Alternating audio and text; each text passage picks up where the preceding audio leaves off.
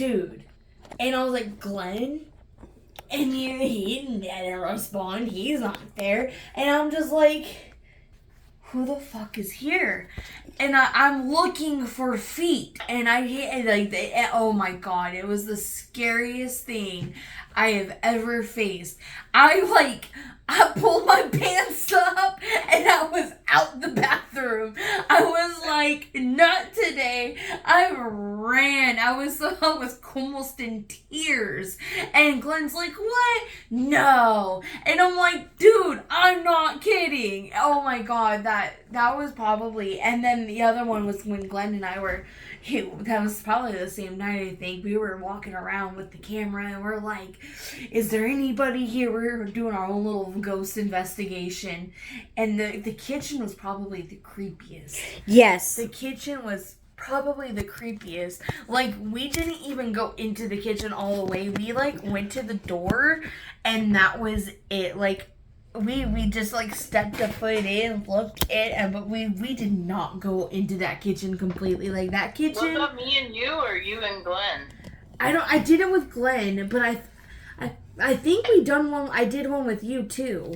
Everybody did one. They came, professional ghost hunters came there and they caught so much footage. It was unreal. And that's when I was telling them, I said, look, I'm sensitive. And they were like, really, we need somebody that's sensitive on the team. And I was like, they talk to me all the time. And so there was the DJ booth. Mm-hmm. Yeah. I, for the longest of time, would not I would not, that corner back there was the dirtiest. I would just stretch the mop out the farthest I could. And then when I was told to clean the DJ booth, I was like, what do you want me to do in there? Because I'm not going in there. Because finally I asked my mom, I said, Mom, I said, who's the dude with the black cowboy hat that's always in the DJ booth? She was like, what? I said, there's a bigger dude with a black cowboy hat that's always in the DJ booth. He doesn't like me going back into his DJ booth. I'm not going into it. He doesn't like me in there. He's very particular about it. And she goes, oh my God, that's such and such name. And I was like, okay, who's that? She goes, he was a DJ here for a long time. And a few years back, he had a heart attack and died. And then one time, I was cashing my check in the casino that we used to always go to. And there was the cashier there, seen that I worked there. And she started asking me all these questions, like, how long have you worked there? And I was just kind of like, okay, I'm a little confused. And she goes, my husband killed himself in the parking lot. And I am still asking questions. I still have questions. They're not answered. This is the second time I'm telling that story, so there's some kind of connection there. But he killed himself in the parking lot, and she was still wondering why, because you know how that goes. And I was just like, no, I wasn't working there at that time. These are addictive. Huh? I said these are addictive. Especially when you're Hungry. Yeah.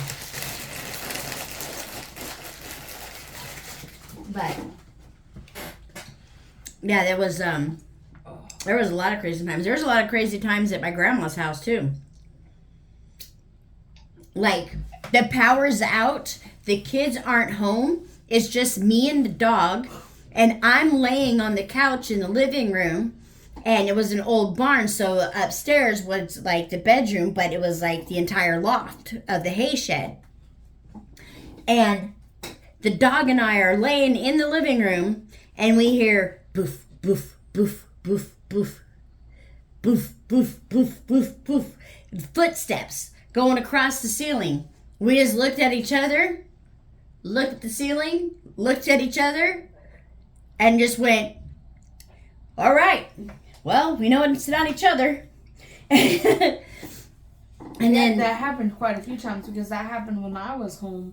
yeah. Everybody was downstairs watching TV and we just hear footsteps. Oh, yeah, there was a garbage can that was pulled out in front of Josh and made him trip over it.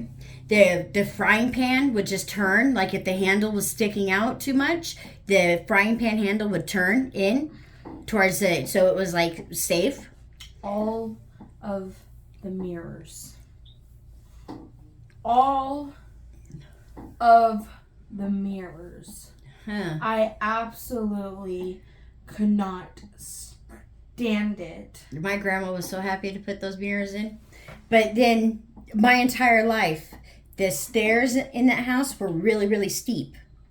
And right at the end of the stairs, there was a wall. There was it was like stair wall. There was no platform. A mirror. It was a wall full of mirrors. That was in the living room. It was in that bedroom too. And where the stairs go up. Oh. Yeah, that entire wall. All the way to where the stairs were. Oh, yeah, it was all mirror. All from ceiling to floor. Mirror. Yeah, and then I would always get this feeling like walking down the stairs. I would always get this feeling of somebody behind me or me slipping and rolling down and hitting my head and breaking my neck.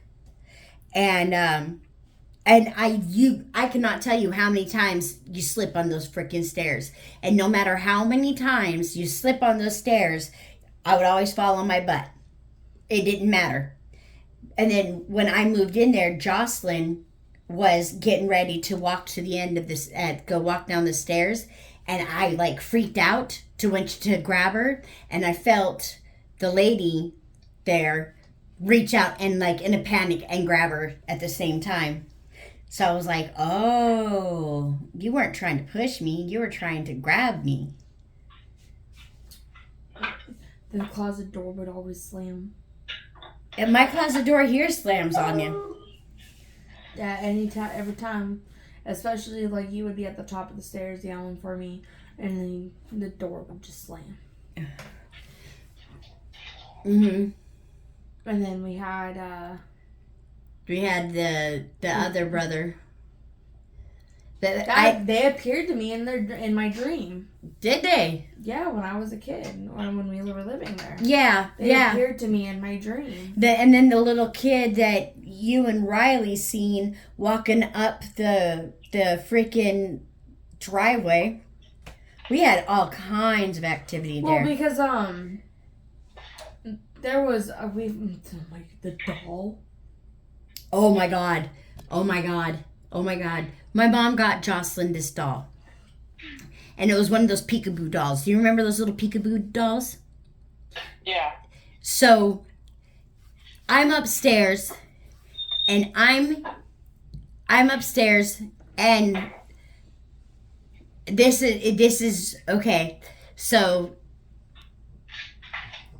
this is a story that's a little difficult, and I mean it's not difficult for me to say, but I was upstairs and I was smoking, doing drugs, and the lights went out, pitch black, and that doll went, I see you. Can you see me? I fucking was trying to get to the lights and figure it out so hardcore because it was pitch black. Oh my god.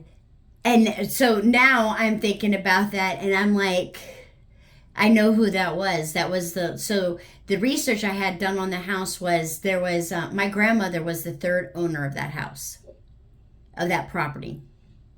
And my dad, the property next door, which used to be one property or whatever.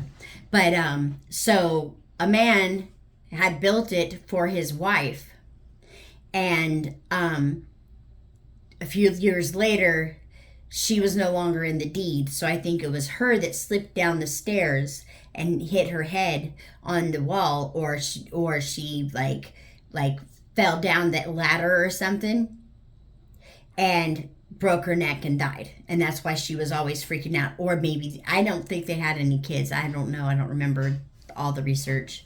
But I used to sit up there on that porch and I would just imagine like the valley back then. And I would just see like Sunrise Mountain. Remember, I would always just draw Sunrise Mountain. I miss that place so much. I was so mad it got sold. I miss the house too. I would have freaking bought it. That actually made me, that place and the Hideaway, both of those made me think, like, get into, like, Las Vegas Valley history, really big.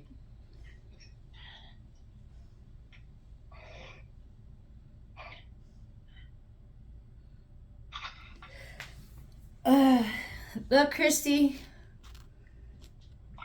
you got, what time? It's only 10 o'clock where you live. Yeah. I don't know what your pin is. Well, I gotta wake up early. Yeah, you have a big week.